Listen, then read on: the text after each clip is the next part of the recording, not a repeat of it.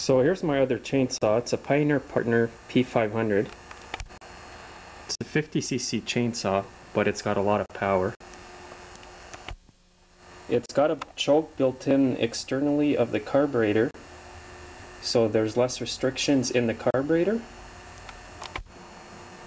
So I'll give it a test run.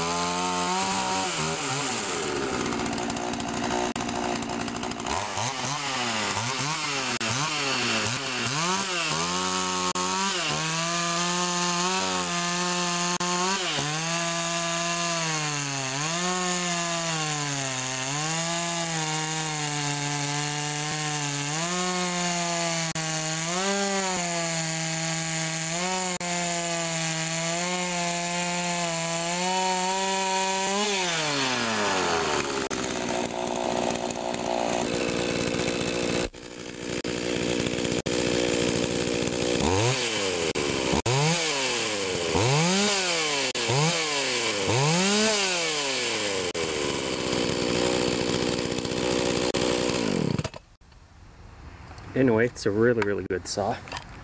It's a bit old, but I'm going to keep it.